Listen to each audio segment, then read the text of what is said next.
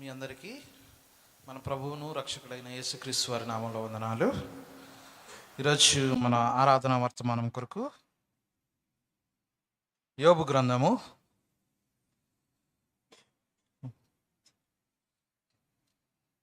1వ అధ్యాయము 8-9 వచనాలు చదువుకుందాము. అదేవిధంగా 20-21 వచనాలు చదువుకుందాము. Book of Job chapter 1 verses 9 and 10, 20-21. తీసారా? అందుకు యెహోవా, నీవు నా సేవకుడైన యోబు సంగతి ఆలోచించితివా? అతడు యథార్థవర్తనుడు, న్యాయవంతుడునై దేవుని యందు భయభక్తులు కలిగి చెడుతనమును విసర్జించినవాడు. భూమి మీద అతని వంటి వాడే ఎవడునూ లేడు అని అడుగగా, అపవాది, యోబు ఊరకయే నీ యందు భయభక్తులు కలవాడాయన నీవు అతనికిని అతని ఇంటి వారికిని అతనికి కలిగిన సమస్తమును చుట్టూ కంచె వేసేతివి కదా. నీవు అతని చేతి పనిని దీవించుట చేత అతని ఆస్తి దేశంలో బహుగా విస్తరించి ఉన్నది. 20వ వచనం చదువుకుందాము. అప్పుడు యోబు లేచి తన పై వస్త్రము చింపుకొని తల వెంట్రుకలు గొరికించుకొని నేల మీద సాష్టాంగపడి నమస్కారము చేసి ఇట్లనెను, నేను నా తల్లి గర్భంలో నుండి దిగంబరునై వచ్చి తిని దిగంబరినై అక్కడికి తిరిగి వెళ్ళదును. యెహోవా ఇచ్చెను, యెహోవా తీసుకుని పోయెను, యెహోవా నామమునకు స్తుతి కలుగును గాక. చిన్న ప్రార్థన చేసుకుందాం. ప్రియులారా, మహాపరిశుద్ధుడా, జీవమంగళం తండ్రి, మీ ఘనమైన శ్రేష్టమైన అత్యున్నతమైన నామమును బట్టి మీకు వందనములు ప్రభా. సమీపింపరాని తేజస్సులో తండ్రి, దేవా తండ్రి, అత్యున్నత సింహాసనం మీద నిత్యము పరిశుద్ధుడు పరిశుద్ధుడు అని పొగడబడుచున్నటువంటి మా తండ్రి, దేవా తండ్రి, పాపుల్లో చేరక ప్రత్యేకంగా ఉన్న పరిశుద్ధుడు అయినటువంటి తండ్రి, నాయన ఈరోజు నేను మాకిచ్చిన ఈ శ్రేష్టమైన సమయం కొరకు మీకు వందనాలు ప్రభా. నీవెంతైనా నమ్మదగిన దేవుడు ప్రభా. దేవా తండ్రి, మిమ్మల్ని ఆశ్రయించిన వారిని, నీ ఎదుకు వచ్చేవారిని ప్రభా ఎంత మాత్రము విడిచిపెట్టేటువంటి దేవుడు కాదు నాయన. దేవా తండ్రి, అటువంటి గొప్ప దేవుణ్ణి మేము ఆరాధించడానికి ప్రభా, నీ సన్నిధిలో సాష్టాంగపడడానికి, మీకు మొక్కటానికి, నమస్కరించడానికి, మా హృదయాలు తెరిచి మిమ్మల్ని స్తుతించడానికి ప్రభా నాయన మీ సన్నిధికి వచ్చి ఉన్నాము. దయతో మమ్మల్ని జ్ఞాపకం చేసుకునండి తండ్రి. నిలబడుచున్న నేను దేవా తండ్రి అయోగ్యుడను ప్రభా. ఈ యొక్క పరిశుద్ధ స్థలంలో నిలవబడుటకు ఎంత మాత్రము యోగ్యత లేనివాడనని ప్రభా. అయా, నీ సన్నిధిలో నీ బిడ్డల ఎదుట, నీ సంఘం ఎదుట ఒప్పుకొంచున్నాను. కానీ ప్రభా, ఇదిగో కేవలం నీ కృప, నీ దయ, నీ జాలి, నీ కరుణ దేవా తండ్రి, మీరు చూపించిన వాత్సల్యతను బట్టే కేవలం ప్రభా నాయన నేను నిలబడి ఉన్నాను. నీ సిలువ చాటు నన్ను మరుగుపరచండి ప్రభా. నీ ప్రియబిడ్డలను ప్రభా, అయా ఇచ్చిన గొర్రె మందను ప్రభా నాయన, అయా మీ శ్రేష్టమైన గోధుమలతో మీరు పోషించండి ప్రభా. ఆరాధనకు కావాల్సిన మాటలు దయచేయండి, మా హృదయానికి కావాల్సిన గ్రహింపును దయచేయండి దేవా తండ్రి. మూసుకుపోయిన మా ఆత్మీయ నేత్రములను తెరవండి ప్రభా నాయన. దేవా, మీ గుణ లక్షణాలను ఎరిగి మీరు ఎంత గొప్పవారో, మీ శ్రేష్టతను మేము ఎరిగి ప్రభా మిమ్మల్ని ఆరాధించడానికి సహాయం దయచేయండి. మీ సన్నిధిని మా మధ్య దిగిరానియండి ప్రభా. అలనాడు ఇశ్రాయేలీల మధ్య ప్రభా నాయన, దేవా తండ్రి, మీ యొక్క సన్నిధి దిగి వచ్చిన రీతిగా ప్రభా నాయన, ఆకాశము నుండి తండ్రి దహించు అగ్నిమైనటువంటి మీరు ప్రభా, అయా ప్రభా, ఆత్మరూపిగా మా మధ్య సంచారం చేయండి. మా హృదయాలను కదిలించండి ప్రభా. రాతి హృదయాలను బద్దలు కొట్టండి ప్రభా నాయన.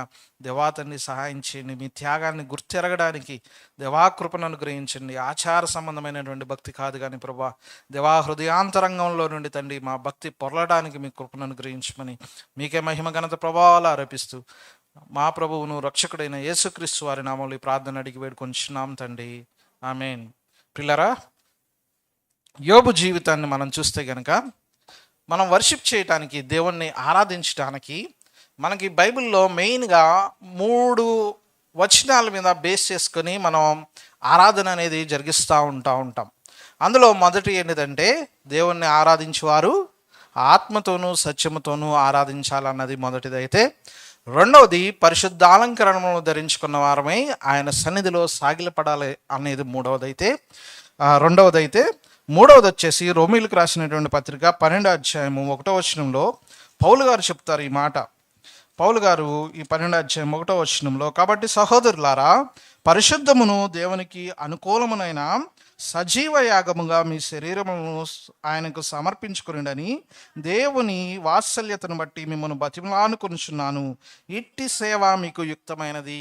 తెలుగులో సేవ అని రాయబడి ఉంది, కానీ ఇంగ్లీష్లో అది వర్షిప్, ఆరాధన కింద మనకి కనబడుతూ ఉంటుంది. మూడు ఇవి కండిషన్స్ లాగా కూడా మనం తీసుకోవచ్చు. యాక్చువల్గా దేవుణ్ణి ఆరాధించడానికి కావలసినటువంటి అర్హతలుగా కూడా వాటిని మనం తీసుకోవచ్చు.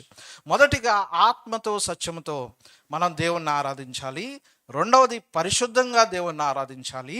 మూడవది మన దేహములను, మన జీవితాలని దేవునికి సజీవ యాగముగా సమర్పించి, ఇదిగో ఇక జీవించువాడు క్రీస్తే, నేను జీవించుచున్నానంటే అది నాలో ఉన్నటువంటి క్రీస్తే అని చెప్పేటువంటి ఆ యొక్క ఆత్మీయమైన లోతులోనికి వెళ్ళి మనం దేవుణ్ణి ఆరాధించగలిగితే అది దేవునికి ఎంతైనా ఇంపైనటువంటి సువాసనగా మన జీవితాలు, మన ఆరాధన దేవునికి ఉంటుంది. ప్రియులారా, ఇలాగా ఒక పర్ఫెక్ట్ ఎగ్జాంపుల్ని కనుక మనం తీసుకుంటే యోబు గారు మనకు కనపడతారు. ప్రియులారా, యోబు గారి గురించి దేవుడు ఆయన ఎంత చక్కని మాటలు ఇక్కడ రాయించారో చూడండి. ప్రియులారా, యోబు గ్రంథాన్ని మనం చూస్తే, ఊజు దేశమందు యోబు అను ఒక మనుషుడుండెను.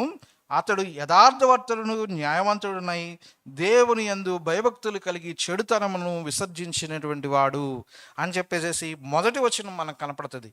అదే మాటలు మరలా 8వ అధ్యాయము 8వ వచనంలో మరి ఆ యొక్క అపవాదికి దేవుడు చెప్తా ఉన్నాడు, నీవు నా సేవకుడైన యోబు సంగతిని ఆలోచించువా?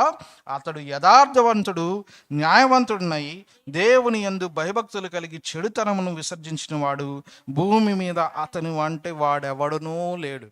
అబ్బా, ఎంత గొప్ప సాక్ష్యం కదా! మన గురించి ఎవరైనా కొంచెం గొప్పవాళ్ళు అంటే కొంచెం ఉన్నత స్థాయిలో ఉన్నటువంటి ఒక వ్యక్తులు ఒక గొప్ప స్టేజ్ మీదకి వెళ్ళి మన గురించి ఒక పిఎం మోడీ గారు లేకపోతే సీఎం రేవంత్ రెడ్డి గారు వచ్చి పలానా వ్యక్తి అంతమంది అన్ని వేల జన సమూహం మధ్యలో మన గురించి మన పేరెత్తి మన గురించి ఒక 4 మంచి వచనాలు చెప్తే కనుక చాలా హ్యాపీగా ఫీల్ అయిపోతూ ఉంటాం. ఈ లోకంలో చెప్పినటువంటి మనుషుల యొక్క మాటలకి, వాటికి అథెంటిసిటీ ఆ యొక్క అంటే వాళ్ళు బాగా నచ్చితే కొన్నిసార్లు పొగడొచ్చు, మనకు నచ్చడం వలన తిట్టొచ్చు. కానీ మనుషులు మాట్లాడినటువంటి మాటలకి దానిలో మనం ఆ అథెంటిసిటీ చూడలేం. కానీ దేవుడు పలికినటువంటి మాటలు ఎంతైనా ఆయన ఆత్మ ద్వారా పలికించాడు అంటే దేవుడు అవి నమ్మదగినటువంటి మాటలు. ప్రియులారా, దేవుడు యోబు గురించి ఆ 2 వచనాల్లో మరి క్యారెక్టర్స్, యోబు యొక్క క్యారెక్టర్స్ చెప్తా ఉన్నాడు. యథార్థవంతుడంట, న్యాయవంతుడంట, తర్వాత దేవుని యందు భయభక్తులు కలిగి చెడుతనమును విసర్జించినటువంటి వాడంట. ఆరాధించేటువంటి వాళ్ళకు ఉండవలసినటువంటి లక్షణము చెడుతనమును విసర్జించిన వారుగా ఉండాలి, యథార్థవంతులుగా ఉండాలి, న్యాయవంతులుగా మన జీవితాలు మనం లీడ్ చేసుకున్నటువంటి వాళ్ళగా ఉండాలి. మరి నిజంగా యోబు మరి 10 మంది పిల్లలు ఉన్నారు, మ్యారేజ్ అయిపోయింది. మరి ఆయన తన జీవితాన్ని చాలా భయముతోనూ భక్తితోనూ దేవుని యందు భయభక్తులు కలిగి చెడుతనమును విసర్జించినటువంటి వాడుగా యోబు కనబడతా ఉన్నాడు. ప్రియులారా, యోబు ఇక్కడ రాసినటువంటి మాటల్లో కూడా 28వ అధ్యాయం చూస్తే కనుక మనం యోబు 28వ అధ్యాయము, యోబు గ్రంథము 28వ అధ్యాయము చివరి వచనం 28 మరియు యెహోవా యందలి భయభక్తులే జ్ఞానమనియు దుష్టత్వమును విడిచిటయే వివేకమని ఆయన నరులకు సెలవిచ్చెను. యోబు గారి జీవితాన్ని చూద్దాం ప్రియులారా. ఆయన మ్యారేజ్ అయిపోయినా సరే, ఆయనకు 10 మంది పిల్లలు ఉన్నా సరే, ఆయన ఏం చేస్తూ ఉన్నాడంటే తన దుష్టత్వాన్ని విడిచిపెడతా ఉన్నాడు. దేవుని యందు భయభక్తులు కలిగిన వాడుగా ఉండి ఆయన ఇంకొక మాట అంటాడు, నేను స్త్రీని చూడకుండానట్లు నా కన్నులతో నేను నిబంధన చేసుకుంటుని అంటాడు. నిజంగా మరి యోబు ఎంత పవిత్రంగా దేవుని కొరకు జీవిస్తూ ఉన్నాడో చూడండి. ఎంత యథార్థంగా దేవుని కొరకు న్యాయముగా దుష్టత్వమును విడిచినటువంటి వాడుగా యోబు దేవుణ్ణి ఆరాధిస్తున్నటువంటి వాడుగా కనబడతా ఉన్నాడు. ప్రతిరోజు తన పిల్లల కొరకు, తన కుటుంబం కొరకు తను ఏం చేస్తూ ఉన్నాడంటే దేవుని సన్నిధిలో దహన బలులు అర్పిస్తూ నిత్యము ఆయన ఎదుట చాలా పవిత్ర పవిత్రంగా యోబు కనబడతా ఉన్నాడు ప్రియులారా. యోబు అలాగా కనబడి నిజంగా మన జీవితాలు కూడా అలాగా ఉండి మనం దేవుని సన్నిధికి వచ్చి ప్రభువా నీకు వందనాలు అని మనం చెప్పగలిగితే దేవుడు మనల్ని చూసి సంతోషిస్తాడు ప్రియులారా. అలా కాకుండా మన ఇష్టానుసారంగా జీవించి వచ్చి మన చేతులెత్తి ఆయన్ని ఆరాధించితే దేవుడు అంటాడు, ఇదిగో మీ చేతులు రక్తాపరాతం చేత నిండి ఉన్నవి, మీ నాలుకలు, మీ కళ్ళు, మీ చెవులు, మీ యొక్క దేహము ఇదిగో పాపంతో నిండి ఉన్నట్లు మనకి ఆయన ఎదుట మనం కనబడితే కనుక ప్రియులారా, ఆయన మనం చేసేటువంటి స్థుతిని అంగీకరించలేకపోవచ్చు. ఆయన అంగీకరించడు కూడా. ఎందుకంటే ఆయన పరిశుద్ధుడైనటువంటి దేవుడు కనుక మనం కూడా పరిశుద్ధంగా ఉండి ఆ పరిశుద్ధతను కాపాడుకుంటూ దేవుణ్ణి ఆరాధించాలి అన్నది దేవుని యొక్క ఆశ ప్రియులారా.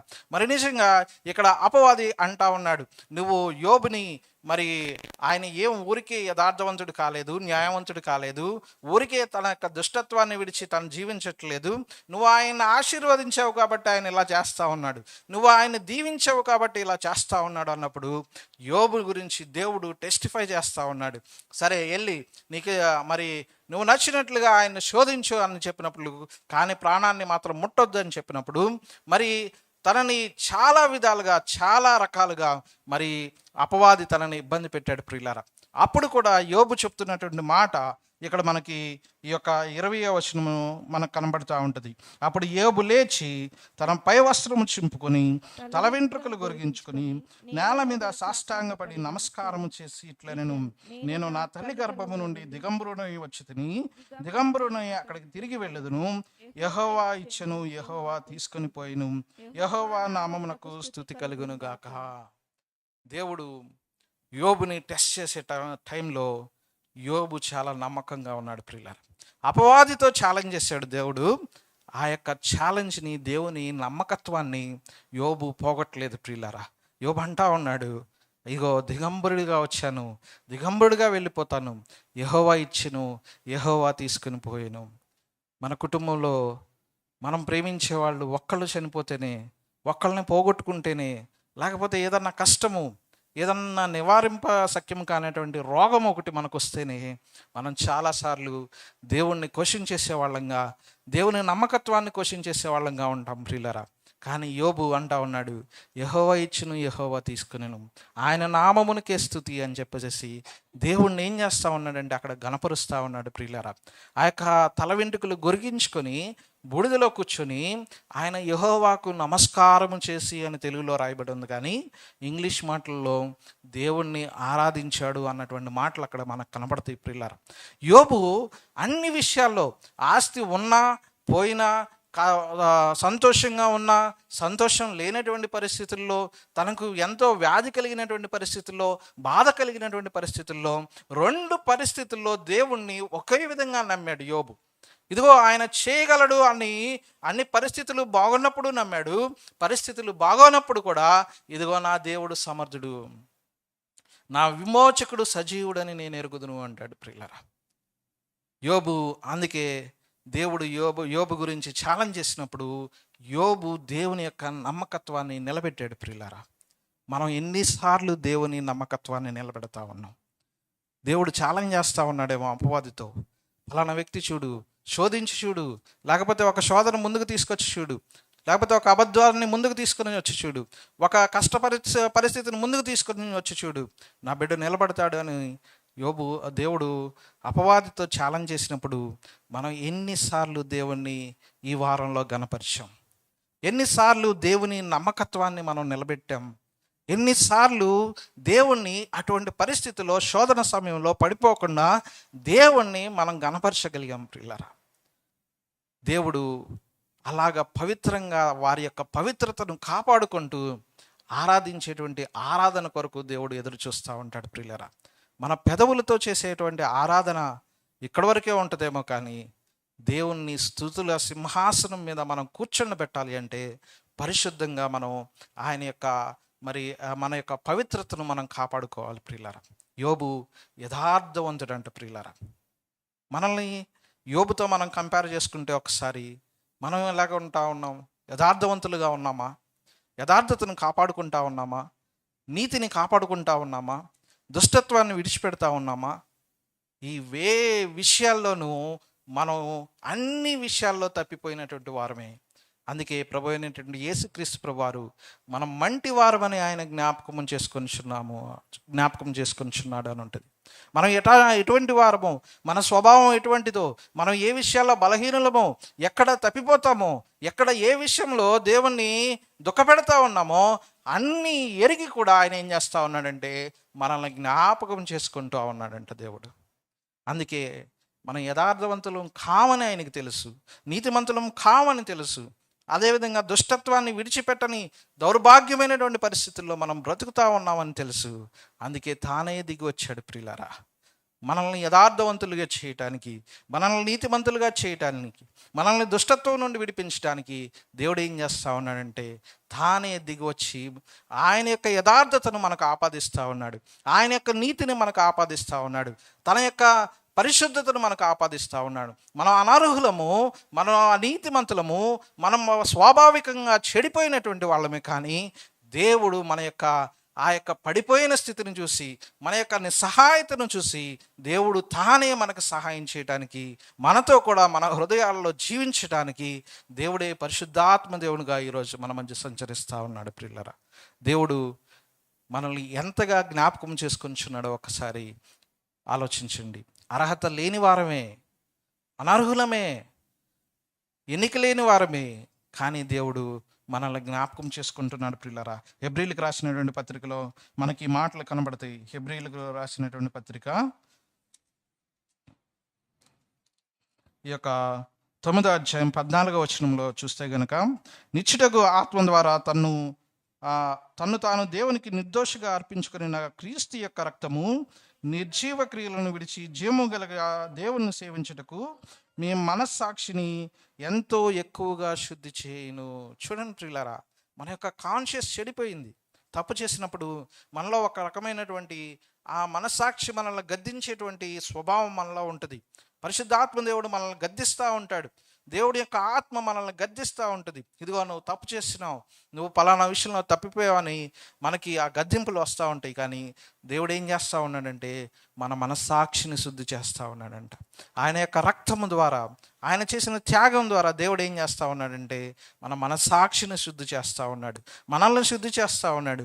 మన చూపుల్ని, మన యొక్క తలంపుల్ని, మన యొక్క ఆలోచనల్ని ఎక్కడ పడిపోయామో అక్కడ నుండి లేపి శుద్ధి చేసి నీతిమంతులుగా దేవుడు మనల్ని నిలవబెడతా ఉన్నాడు. ప్రియులరా, ఈ తర్వాత వచనాలు కూడా మనం చూస్తే మరి ఇదే అధ్యాయము 10వ అధ్యాయము మరి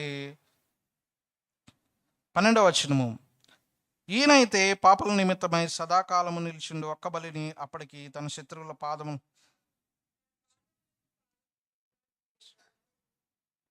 చదువు ఒక అర్పణము చేత ఈయన పరిశుద్ధపరచబడు వారిని సదాకాలమునకు సంపూర్ణులుగా చేసి ఉన్నాడు. దేవుడు ఏం చేశాడంట? మనల్ని సంపూర్ణులుగా చేశాడంట.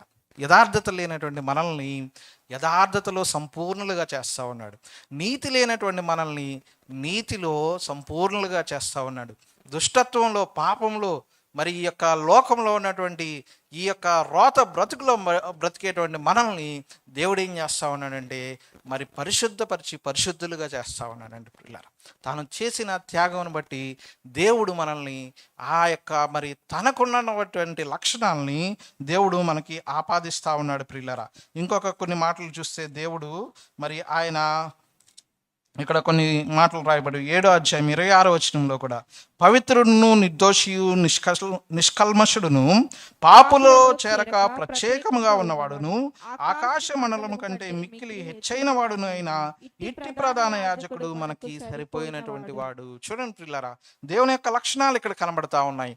పవిత్రుడు, నిర్దోషి, నిష్కల్మషుడు, పాపులలో చేరక ప్రత్యేకముగా ఉన్నటువంటి వాడు. యోబులో కూడా ఈ లక్షణాలు కనబడతా ఉన్నాయి. యోబు కూడా ఇటువంటి మంచి జీవితాన్ని యోబు జీవించాడు. మనం అలాగే జీవించలేకుండా ఉన్నామని దేవుడు మనల్ని చూసి ఆయనే తన యొక్క పరిశుద్ధుడు, పవిత్రుడు, ఆయన యొక్క నిర్దోషత్వాన్ని మనకు ఆపాదిస్తూ ఉన్నాడు. నిష్కల్మషుడు, కల్మషం లేనటువంటి మనస్సు దేవుడిది. మనలో ఎన్నిసార్లు కల్మషాలు కదా మన హృదయాల్లో. ఎదుటి వారిని చూసి కొన్నిసార్లు అసూయపడేటువంటి పరిస్థితులు, కొన్నిసార్లు క్షమించలేనటువంటి పరిస్థితులు, ప్రేమించలేనటువంటి పరిస్థితులు, ద్వేషించారు కదా అని తిరిగి ద్వేషించేటువంటి మనస్సు మనకు కనపడతా ఉంటుంది. కానీ దేవుడు ఆ యొక్క నిష్కల్మషమైనటువంటి మనస్సు మనకి ఇవ్వడానికి ఇష్టపడతా ఉన్నాడు ప్రియులారా. దేవుని యొక్క లక్షణాలు ఇవన్నీ అవి కూడా మనలో కనపడాలి అన్నది దేవుని యొక్క ఆలోచన ప్రియులారా. మరి నిజంగా ఈ యొక్క యోబుని కనుక మనం చూస్తే ఎక్కడ దేవుణ్ణి దూషించినట్లు, ఈ విషయాలు ఏ దేవుణ్ణి దూషించినట్లు మనకి యోబు జీవితంలో కనబడదు ప్రియులారా.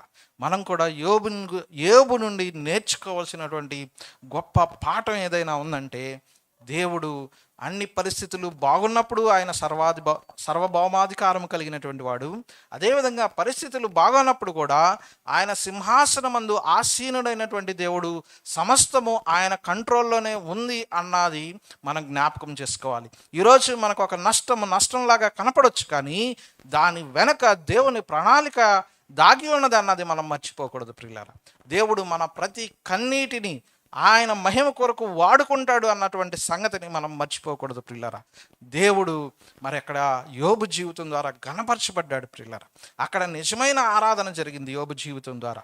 మన జీవితాలు కూడా ఆ యొక్క ఆత్మీయమైనటువంటి స్టాండర్డ్స్లోనికి రావాలి అన్నది దేవుని యొక్క ఉద్దేశం ప్రియులారా. ఇప్పుడు కొన్ని కాలేజీలు, యూనివర్సిటీలు తీసుకున్నాం అనుకోండి, ఆక్స్ఫోర్డ్ యూనివర్సిటీయో లేకపోతే స్టాన్ఫోర్డో, వాటికి కొన్ని స్టాండర్డ్స్ ఉంటాయి. అక్కడికి వెళ్ళే వాళ్ళకి పలానా అర్హతలు ఉండాలి అని చెప్పేసి నిర్ణయిస్తారు. ఐఐటీలో, IIITలో లేకపోతే కొన్ని మంచి యూనివర్సిటీల్లో వెళ్ళాలంటే వాటన్నిటికీ కొన్ని అర్హతలు, స్టాండర్డ్స్ మెయింటైన్ చేస్తూ ఉంటారు. పరలోకం యొక్క స్టాండర్డ్స్ ఎప్పుడు మారవు ప్రియులారా. ఆయన పరిశుద్ధుడైనటువంటి దేవుడు. పరలోకంలో పరిశుద్ధతే కనపడుతుంది కాబట్టి మనం కూడా పరిశుద్ధులుగా ఉండాలని దేవుడు తన యొక్క రక్తము ద్వారా మనల్ని కడిగి దేవుడు మనల్ని ఆ యొక్క పరలోకానికి తీసుకుని వెళ్ళడానికి ఇష్టపడతా ఉన్నాడు ప్రియులారా. ఇంకా కొన్ని వచనాలు చూపించి నేను ముగించేస్తాను. ఇదే ఈ యొక్క మరి 19వ అధ్యాయానికంటే ముందు కూడా 13వ అధ్యాయం 15వ వచనం చూద్దాం. చూడండి, యోబు యొక్క దేవుని మీద నమ్మకం ఏ విధంగా ఉందో ఈ యొక్క మాటలో తెలిసిద్ది. చూడండి ప్రియులారా. ఇదిగో ఆయన నన్ను చంపినను ఆయన కొరకు కనిపెట్టుచున్నాను, ఆయన సన్నిధిని రుజువు పరుతును. చూడండి ప్రియులారా, ఇదిగో ఆయన నన్ను చంపినను నేను ఆయన కొరకు కనిపెట్టుచున్నాను. దేవుణ్ణి ఆయన చంపినా సరే అంట దేవుని కొరకే ఎదురు చూస్తాడంట. మనకు చిన్న కష్టం వస్తేనే దేవుణ్ణి విడిచిపెట్టి వెళ్ళిపోతాం కానీ ప్రియులారా, కానీ ఆయన అంటా ఉన్నాడు, నా ప్రాణం పోయినా పర్లేదు, నేను దేవుని కొరకే ఎదురు చూస్తాను, దేవుని మీదైనా ఆశించుకుంటాను అని చెప్పేసి మరి యోబు గారు చెప్తా ఉన్నారు ప్రియులారా. నిజంగా తన జీవితం ఏ విధంగా దేవుణ్ణి తన జీవితం ద్వారా కనపరుస్తూ ఉన్నాడో చూడండి ప్రియులారా. ఆ యొక్క రోమీలకు రాసినటువంటి 12వ అధ్యాయము 1వ వచనము యోబు జీవితానికి, పౌలు గారి జీవితానికి, అపోస్తలుల జీవితానికి కరెక్ట్గా సెట్ అవుతుంది ప్రియులారా. సజీవ యాగముగా తమ శరీరములను సమర్పించి వారి యొక్క శరీరాన్ని, వారి సమస్తాన్ని దేవుని కొరకు సమర్పించినటువంటి వాళ్ళుగా, వాళ్ళు ఏ పని చేసినా, వాళ్ళు తిన్నా తాగినా సరే దేవుని నామం మహిమపరచాలని, వారి జీవితాల ద్వారా దేవునికి మహిమ కలగాలని అలాగ జీవించి వారు దేవుణ్ణి వారి జీవితాల ద్వారా ఆరాధించినటువంటి వారుగా కనబడతా ఉన్నారు ప్రియులారా. అదేవిధంగా ఈ యొక్క 19వ అధ్యాయానికి వచ్చేస్తే 19వ అధ్యాయము 14వ వచనములు, నా బంధువులు నా యొద్దకు రాకుండా ఉన్నారు, నా ప్రాణ స్నేహితులు నన్ను మర్చిపోయి ఉన్నారు, నా ఇంటి దాసదాసీలు నన్ను అన్యునిగా ఎంచును, నేను వారి దృష్టికి పరదేశినై ఉన్నాను. 17వ వచనం చూద్దాం ప్రియులారా. నా ఊపిరి నా భార్యకు అసహ్యము, నా భార్యకు అసహ్యం ఆయనను, నేను కనిన కుమారులు నా వాసన అసహ్యము, చిన్నపిల్లలు సహా నన్ను తృణీకరించెదరు, నేను లేచుట చూసిన ఎడల బాలురు నా మీద దూషణలు పలికెదరు, నా ప్రాణ స్నేహితునికి నేను అసహ్యుడనైతిని, నేను ప్రేమించిన వారు నా మీద తిరుగుబడి ఉన్నారు, నా ఎముకలు చర్మము నా మాంసముతోనూ అంటుకొని ఉన్నది. చూడండి ప్రియులారా, ఇక్కడ రాసినటువంటి మాటలు యోబు ఒకప్పుడు ఎంతో ఉన్నతమైనటువంటి అందరూ గౌరవిస్తూ తనని ఎంతో ఉన్నతమైనటువంటి స్థితిలో ఉన్నటువంటి యోబు ఈరోజు ఏ పరిస్థితికి వచ్చేసాడో చూడండి. ప్రాణ స్నేహితులు, తన భార్య అంటా ఉంది, ఇంకా నువ్వు నీ యొక్క యథార్థతను విడువకయుందువా దేవుణ్ణి దూషించి చనిపోమంటా ఉంది. తన భార్యకు తన అసహ్యుడయ్యాడు, తన ప్రాణ స్నేహితులకు అసహ్యుడయ్యాడు, తన ఇంట్లో ఉన్నటువంటి మరి ఆ పని చేసేకునేటువంటి వారికి తన అసహ్యుడిగా కనబడతా ఉన్నాడు ప్రియులారా. ఈ లోకంలో మనల్ని ఎవరు ద్వేషించినా సరే, ఎవరు మనల్ని లెక్క చేయకపోయినా సరే, ఎవరు మనల్ని మోసం చేసినా సరే, మనల్ని ప్రేమించేవాడు ఒకడున్నారు. ఆయనే ప్రభు అయినటువంటి యేసుక్రీస్తు ప్రభువారు. ఆయన నిన్ను తన ప్రాణము కంటే కూడా ఎక్కువగా ప్రేమిస్తూ ఉన్నాడు కాబట్టి ఆయన నీ కొరకు తన ప్రాణాన్ని పెట్టి ఉన్నాడు. ప్రియులారా, ఈ లోకంలో చాలామంది మనల్ని గౌరవించకపోవచ్చు. మనకున్నటువంటి పరిస్థితులను బట్టి, ఆర్థిక పరిస్థితులను బట్టో, అందాన్ని బట్టో, మన యొక్క మరి కులాన్ని బట్టో మనల్ని తృణీకరించవచ్చు, మనల్ని ద్వేషించవచ్చు, మనల్ని అసహించుకోవచ్చు. కానీ నీ ప్రాణ స్నేహితుడు, నీ ప్రాణప్రియుడు నిన్ను తన ప్రాణం కంటే ఎక్కువగా ప్రేమిస్తూ ఉన్నాడు అన్న సంగతి మర్చిపోబాక ప్రియులారా. నిజంగా ఇక్కడ మరి భర్త నల్లగా ఉన్నాడని చెప్పేసి మొన్న ఒక ఆమె పెళ్ళైనటువంటి ఆమె చంపేసిందంట వాళ్ళ భర్త నల్లగా ఉన్నాడని చంపేసిందంట. ఆ వార్త వినగానే నాకు కూడా భయం వేసింది.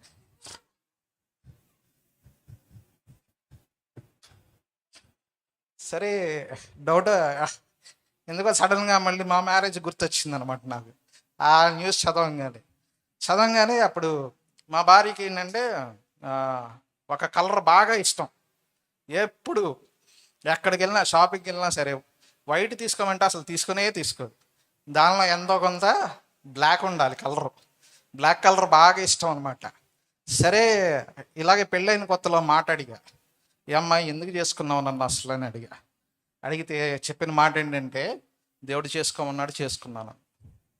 ప్రియులరా, నిజమే, మన పరిస్థితులను బట్టి మన భర్త, మన భార్య, మన పిల్లలు మనల్ని ద్వేషించేటువంటి రోజులు ఉండొచ్చు.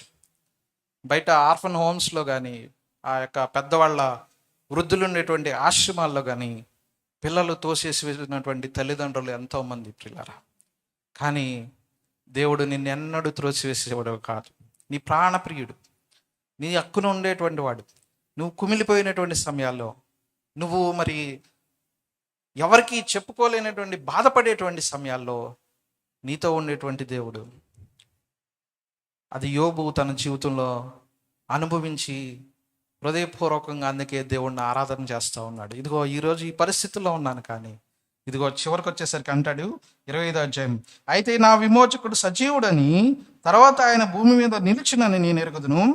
అయ్యేలాగూ నా చర్మము చీకిపోయిన తర్వాత శరీరముతో నేను దేవుని చూచెదను, నా మట్టుకు నేను చూచెదను, మరి ఎవరినూ కాదు, నేను కనులారా ఆయనను చూచెదను, నాలో నా అంతరింద్రియములు కృషించి ఉన్నవి. అంత బాధలో కూడా ఆయన చెప్తున్నటువంటి మాట, యోబుకున్నటువంటి నిరీక్షణ ఏంటంటే, నా విమోచకుడు సజీవుడు. నీ దేవుడు సజీవుడు అని గుర్తిస్తా ఉన్నావా? నీ దేవుడు నువ్వు చేసేటువంటి ప్రార్థనలు ఆలకిస్తున్నాడని గుర్తిస్తా ఉన్నావా? నీ ప్రార్థనలకు తగిన సమయమందు జవాబిస్తాడని నువ్వు జ్ఞాపకం చేసుకుంటా ఉన్నావా? ఆయన నీ ప్రతి ప్రార్థనను, ఆయన సజీవుడు, ఆయన నీ యొక్క స్థితిని అర్థం చేసుకోగలిగినటువంటి దేవుడు. ఆయన అంటా ఉన్నాడు, ఒకానొక దినం నా కన్నులారా నేను ఆయన చూస్తాను, ఆయన మరలా భూమి మీద నిలిచినని నేను ఎరుగుదును, నేను ఆయనను కన్నులారా చూస్తాను, ఆయనతో కూడా ఉంటాను అన్నటువంటి నిరీక్షణ. ఈరోజు క్రైస్తవులకు ఉన్నటువంటి ఒక గొప్ప నిరీక్షణ ఏంటంటే, మనం చనిపోయినా సరే మన యొక్క మృతతుల్యమైనటువంటి ఈ దేహము, క్షయమైనటువంటి ఈ దేహము అక్షయతను సంతరించుకుంటుంది. మృతతుల్యమైనటువంటి ఈ దేహము మరలా దేవుణ్ణి మరి అమర్చమైనటువంటి దేహముగా సదాకాలము ఆయనతో కూడా మనం ఉండబోతా ఉన్నాము. ఆయన మనల్ని ఎన్నుకున్నాడు, తిరిగి మరలా మనం లేస్తాము చనిపోయినా అన్నటువంటి నిరీక్షణ దేవుడు నీకు నాకు ఇచ్చాడు. ప్రియులారా, యథార్థవంతులం కాదు, న్యాయవంతులం కాదు, దుష్టత్వంలో జీవించేటువంటి వాళ్ళము, దేవుణ్ణి బాధపరిచిన వాళ్ళము, దేవుణ్ణి గాయపరిచినటువంటి వాళ్ళమే, పరిశుద్ధత లేనటువంటి వాళ్ళమే. కానీ దేవుడు తన యొక్క ప్రతి క్యారెక్టర్ని తన త్యాగము ద్వారా మనకి ఆపాదించి, మనకి ఇచ్చి, ఆ అర్హతను మనకు దయచేసి ఆయనతో కూడా ఉండడానికి దేవుడు మనల్ని తీసుకుని వెళ్ళేటువంటి ఒక గొప్ప సమయం రాబోతా ఉంది ప్రియులారా. కాబట్టి ఈరోజు ఉన్నటువంటి కష్టాన్ని బట్టి, నష్టాన్ని బట్టి దేవుడు నాకు ఏం చేశాడు అనుకోవద్దు, కానీ ఆయన ప్రతి పరిస్థితికి సరిపోయినటువంటి దేవుడు అన్నటువంటి విషయాన్ని గుర్తు చేసుకో. ఆయన మన ప్రతి కన్నీటి వెనక ఆయనకు ఒక ఉద్దేశం ఉన్నదన్న సంగతి గుర్తు చేసుకో.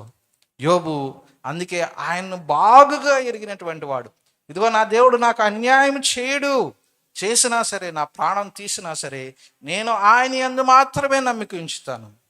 దేవుడు మరి నిజంగా యోబు ఆయన సాష్టాంగ పడ్డాడంట. బూడిద పోసుకొని తల గొరిగించుకొని దేవుని ఎదుట సాష్టాంగపడి దేవుణ్ణి స్తుతిస్తూ ఉన్నాడు. యెహోవా ఇచ్చును, యెహోవా తీసుకొనును. దేవుడు ఈరోజు నీకు ఏదన్నా ఇస్తే దాన్ని బట్టి దేవుని స్తుతించు. నీ జీవితంలో ఏదన్నా తీసివేసినా దాన్ని బట్టి దేవుణ్ణి స్తుతించు. ఎందుకంటే నీవు కోల్పోయిన దానికి రెండంతలుగా ఇవ్వగలిగినటువంటి సమర్థుడైనటువంటి దేవుడు. కాబట్టి అన్ని పరిస్థితులకి మనం ఏ స్థితిలో ఉన్నాం ఆ స్థితికి సరిపోయినటువంటి ప్రధాన యాజకుడు గొప్ప దేవుడు నీకున్నాడన్న సంగతిని గుర్తెరిగి పరిశుద్ధ అలంకరణలో ధరించుకున్న వారై ఆత్మతోనూ సత్యముతోనూ ఈరోజు దేవుణ్ణి ఆరాధన చేసుకుందాం ప్రియులారా. ఈ కొద్ది మాటలు దేవుడు దీవించును గాక.